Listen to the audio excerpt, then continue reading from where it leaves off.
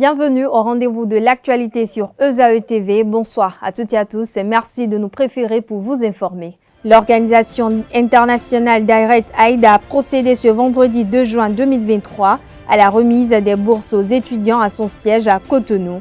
Une œuvre sociale qui a connu la présence de la vice-présidente du Bénin, Mariam Tchabi Talata. L'ex-député du bloc républicain Abdelkader Badamassi est nommé au Conseil de l'Entente par le président Patrice Talon. L'élu de la 8e législature représente désormais le Bénin au sein de cette organisation de coopération sous-régionale de l'Afrique de l'Ouest. On en parle dans cette édition. Hors de nos frontières, plusieurs pertes en vies humaines ont été enregistrées après une journée de manifestation au Sénégal. Au total, 9 personnes sont décédées ce jeudi 1er juin 2023 dans les violentes manifestations qui ont suivi la condamnation de l'opposant sénégalais Ousmane Sonko. Des précisions dans un instant.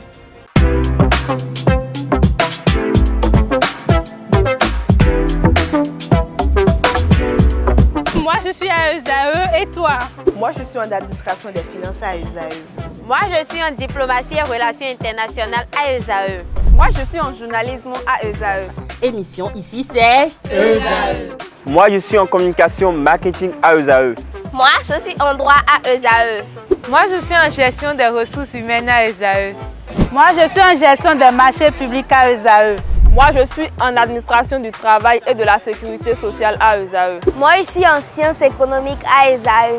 Moi, je suis en banque finance à ESAE. Moi, je suis en administration générale à ESAE. Moi, je suis en audit et contrôle de gestion à ESAE. Moi, je suis en sciences juridiques à ESAE. Moi, je suis en administration générale et territoriale à ESAE. Moi, je suis en transport logistique à ESAE. Moi, je suis en gestion des projets à ESAE. Rejoignez-moi, c'est la meilleure université. Nous sommes à ESAE. Rejoignez-nous. À ESAE, l'excellence a un nom.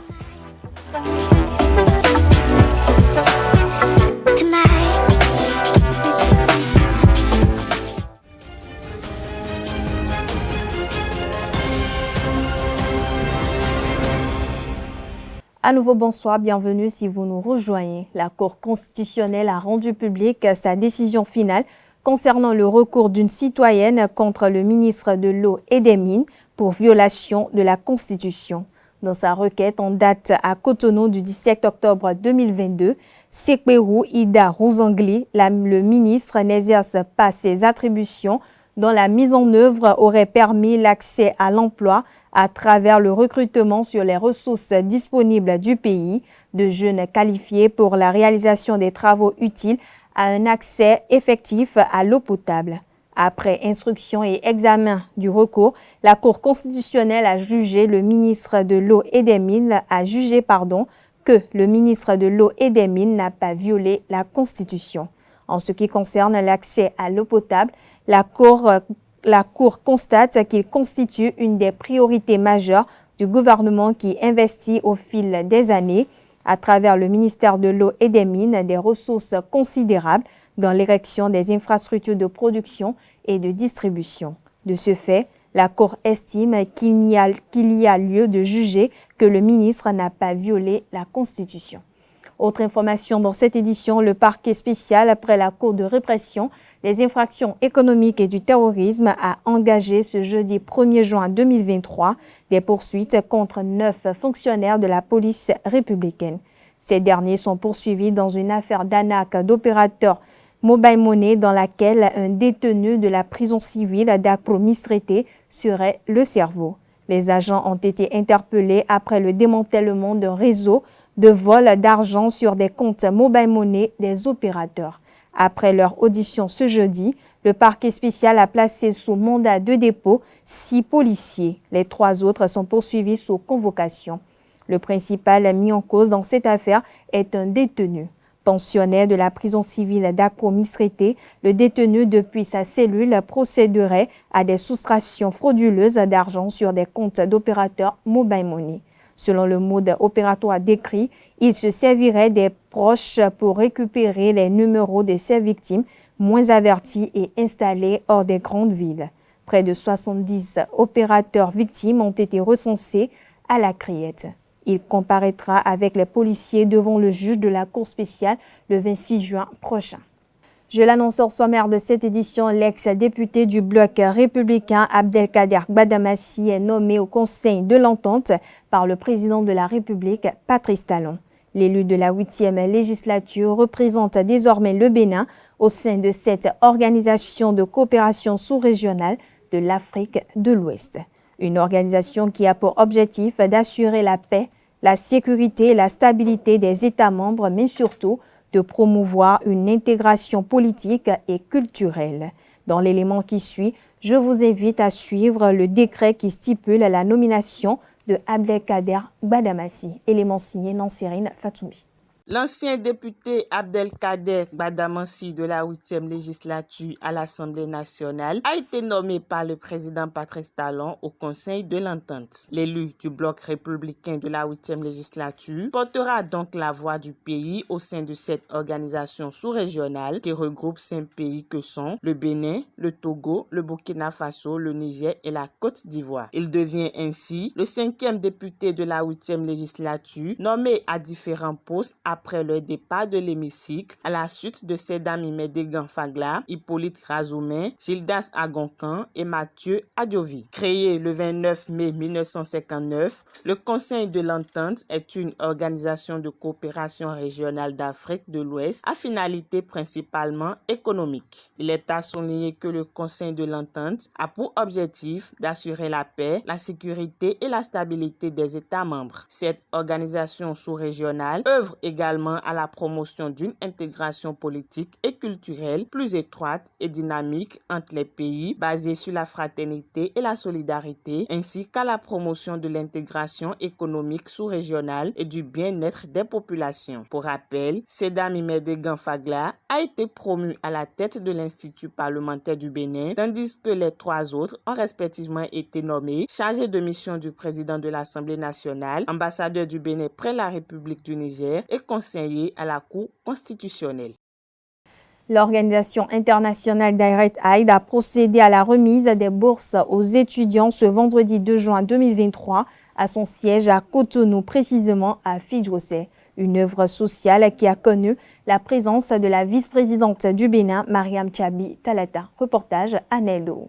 Fidèle à son engagement social, l'Organisation internationale Direct Aid réitère sa volonté d'œuvrer pour une meilleure éducation des étudiants béninois. En présence de la vice-présidente du Bénin, Mariam Chabi Talata, Direct Aid a octroyé 26 240 000 francs CFA aux étudiants boursiers. Cet acte, qui en est à sa 11e édition, vient s'ajouter à la liste déjà exhaustive d'actions sociales. Direct Aid a fait sienne la célèbre citation de Nelson Mandela qui dit que l'éducation est l'arme la plus puissante que l'on puisse utiliser pour changer le monde.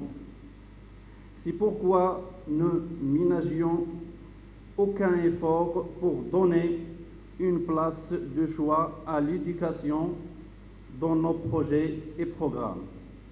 En témoigne notre large éventail d'actions sur ce terrain.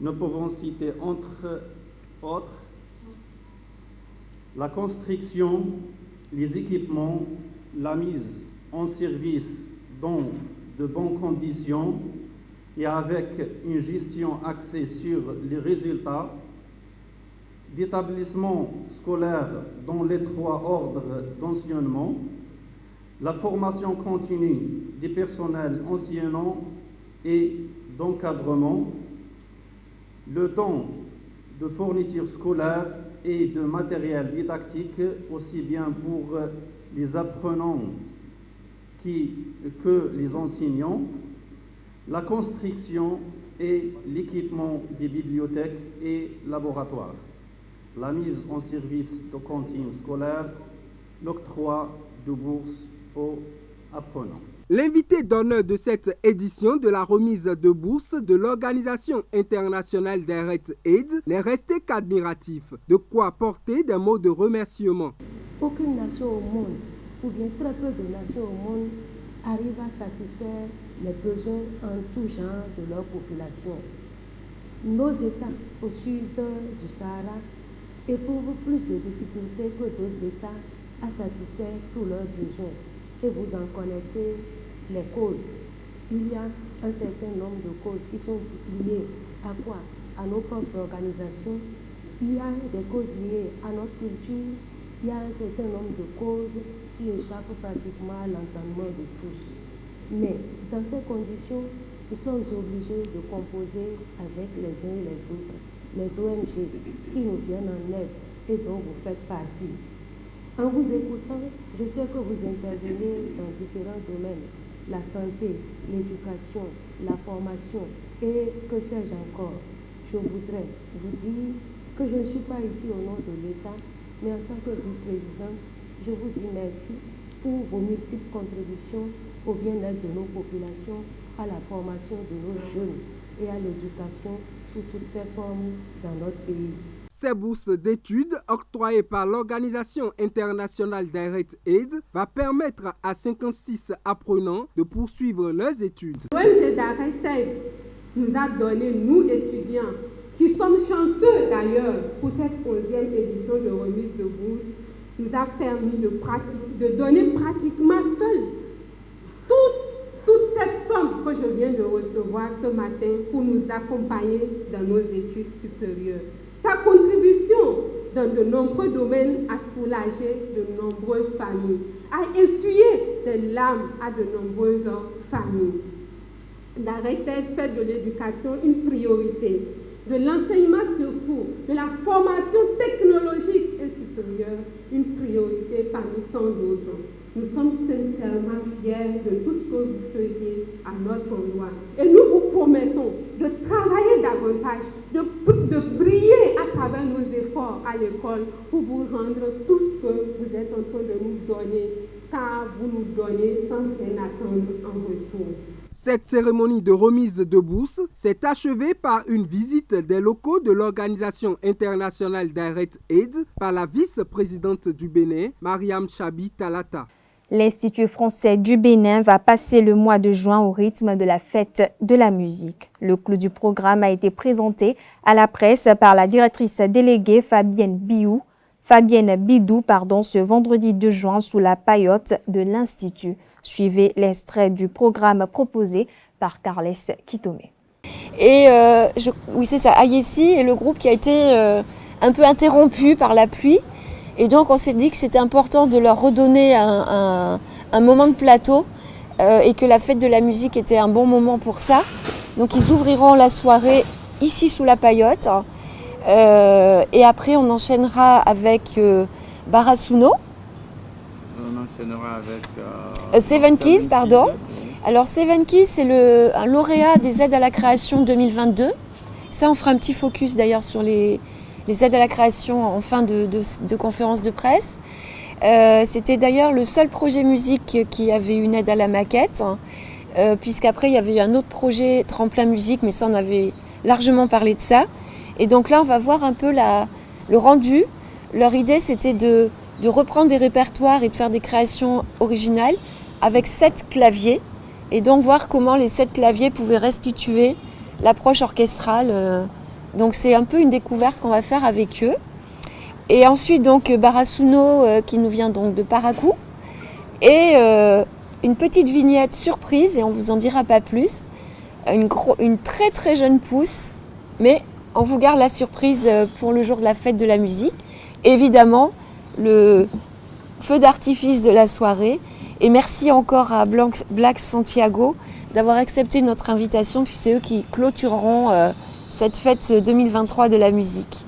Donc on va peut-être pouvoir laisser la parole sur l'actualité du groupe, parce qu'elle est un peu musicale et pas que.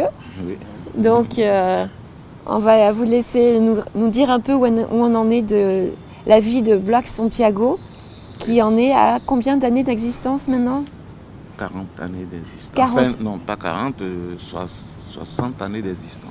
Alors, c'est vraiment une année particulière des 60 ans, puisqu'on aura les 60 ans de Black Santiago, les 60 ans de l'Union africaine et les 60 ans de l'Institut français.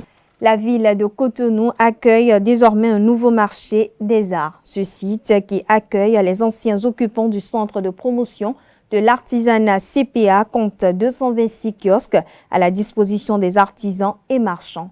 Les occupants de ce site nouvellement ouvert au public donnent leur impression au micro de Francis Farami et Nansérine Fatoumbi.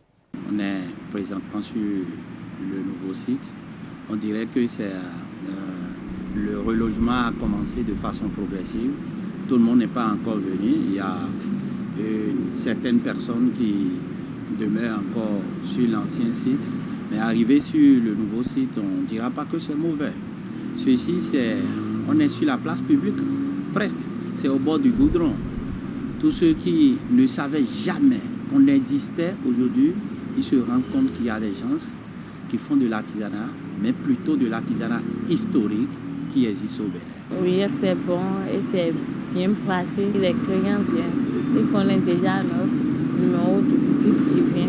L'emplacement, c'est pas mal. Sauf que par rapport à l'ancien, on est bien à l'aise là-bas parce qu'il y a les arbres, il fait un peu frais là-bas. C'est un peu vaste. Les touristes, ils se promènent comme ils veulent dedans. Mais ici, bon, c'est vrai, ici aussi, on est sorti, on a plus de visibilité ici. Parce que c'est au bord de la voie.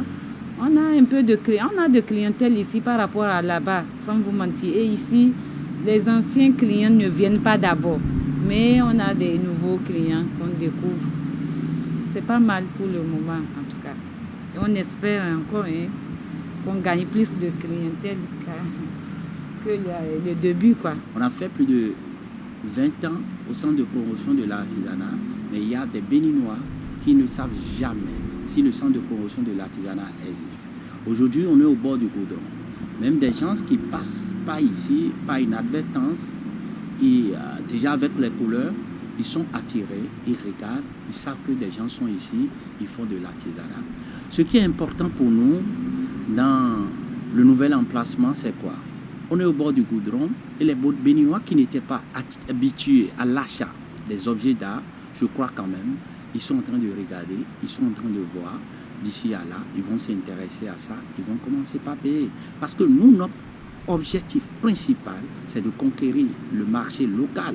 Parce que ceux à qui on vendait plus, c'est les gens de l'extérieur. Hors de nos frontières, plusieurs pertes en vies humaines ont été enregistrées dans une journée de manifestation au Sénégal. Au total, 9 personnes sont décédées ce jeudi 1er juin 2023 dans les violentes manifestations qui ont suivi la condamnation de l'opposant Ousmane Sonko. Nous avons constaté avec regret des violences qui ont entraîné des destructions sur des biens publics et privés et malheureusement 9 morts à Dakar et à Ziguinchor, a déclaré le ministre de l'Intérieur sénégalais dont la vidéo d'annonce est partagée sur Sénéweb. Antoine Diome appelle les Sénégalais au calme et à la sérénité. Il a profité de l'occasion pour rassurer la population sénégalaise que toutes les mesures sont prises pour garantir la sécurité des personnes et des biens. Aux médias, le ministre de l'Intérieur a rappelé l'importance du respect du code de la presse qui permet à l'autorité administrative de prévenir ou de faire cesser toute atteinte à la sûreté de l'État, à l'intégrité nationale ou tout cas d'incitation à la haine. Poursuivi pour viol et menaces de mort sur la jeune femme Adji Sarr, le leader de PASTEF a finalement été condamné par contumace à 2 ans de prison ferme. Une nouvelle condamnation qui l'empêche définitivement de se présenter à la présidentielle de 2023. Voilà, chers internautes, ainsi prend fin cette édition. Merci de l'avoir suivi. Bonne suite de programmes sur ESAE TV.